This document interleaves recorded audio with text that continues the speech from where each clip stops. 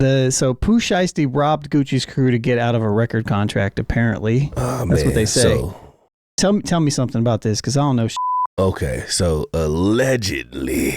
Well, it's not alleged anymore. It was alleged a few months back when it first came out. Yeah. Now they finally decided to file charges. This is federal. Yeah. Okay. Okay. So Pooh Shiesty was Gucci's artist as well as Big 30. Both of these people were disgruntled artists and not satisfied with their deals with Gucci's 1017 Squad Records. Got you. They met up at a show at Dallas with Gucci Mane to essentially speak on their release from the label. The meeting went bad and it ended up guns being drawn and them pretty much forcing Gucci to sign something asking for their release from his label. And on top of that, they robbed him for his jewelry. And I think didn't somebody get shot? I think it was they shot at an off-duty officer that was in Gucci's crew as well. The consensus now from the streets is that Gucci is a snitch because he pretty much told that Pooh Shiesty and Big 30 were the culprits that did this. Now, my question is, why? Well, Pooh Shiesty's father was involved in this as well with this crew. Mr. Shiesty Sr., a.k.a. my boss. Yeah. Shiesty runs deep. Now this is I don't understand how you thought you were going to get away with this. You know what I mean? Like, with your ankle monitor still on, yeah. Yeah. And of all things, I didn't think that far. Yeah, it didn't make sense, man. Especially for you to just be released from prison for what? He was in there for like 2-3 years. Yeah, about 3 years, man. And you missed pretty much the wave of your biggest record. Mm-hmm. First day out, doing pretty good. Yeah, the first day out is a big record. It is. It it's is. bigger than No, it's not Back in Blood. No, it's not. No, I don't think. Yeah, like because when Black in Blood was out, you could not. No, you had to spin that record 2 or 3 times, and he's literally the reason people wear the mask. Yeah. So at the height of your stardom, you was locked away in jail.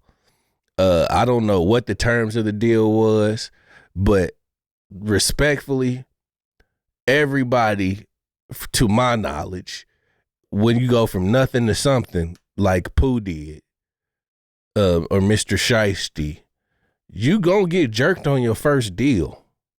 I mean, they knew what they signed in the first place, man. Yeah. It's just one of them things where can't get right, man. I mean, you just got off for doing some federal shit and you have an ankle monitor on and you have people around you that are influencing you to still be on that bullshit, which is crazy.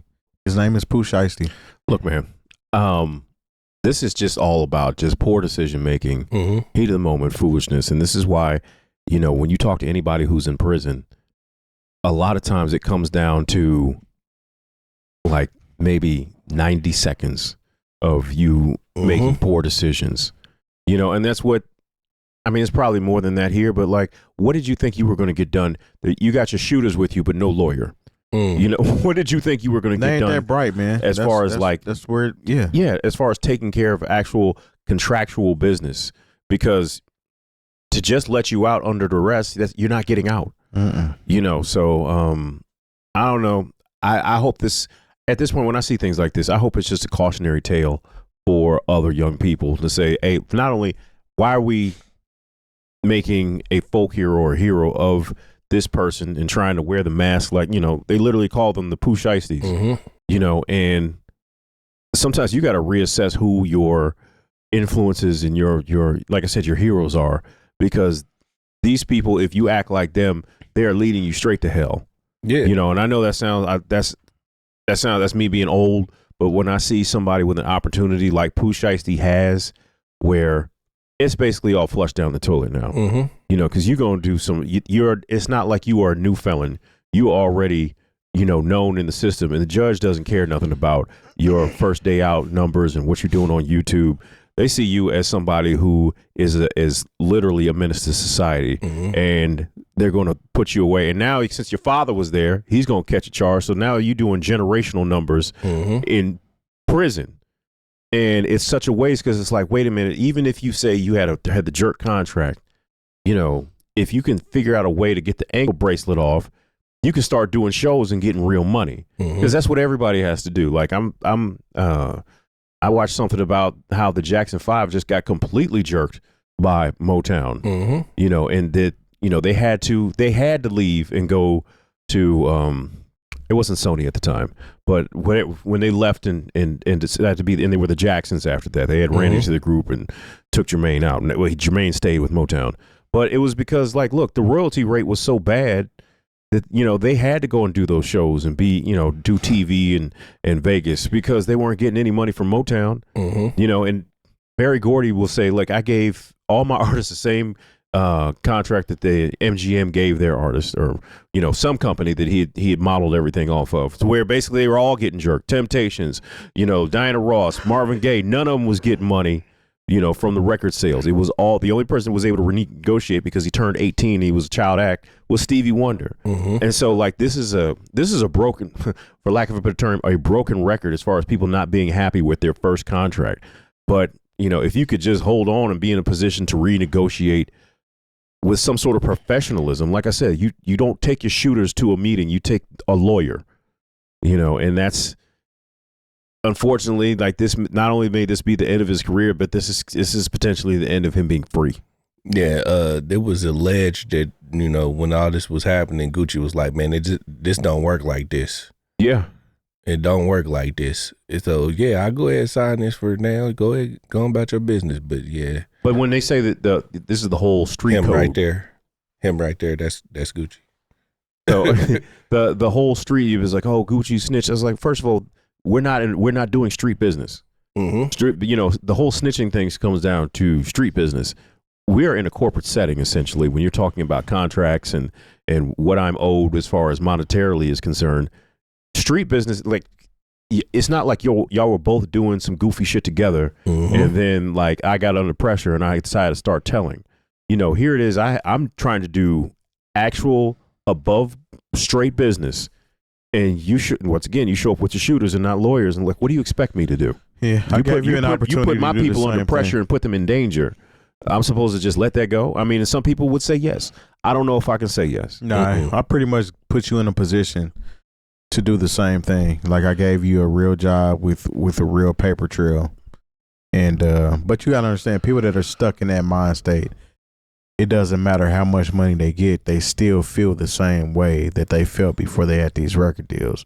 So, like, his situation is a sad case, especially with his dad being involved.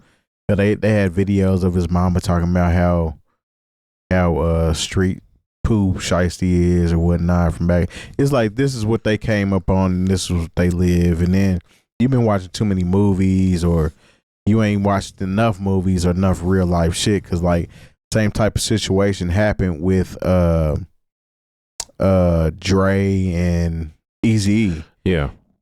You know, yeah. Eazy-E ended up signing some, but it didn't matter at the end of the day. He still was making money off of Dr. Dre while Dr. Dre was on Death Row Records.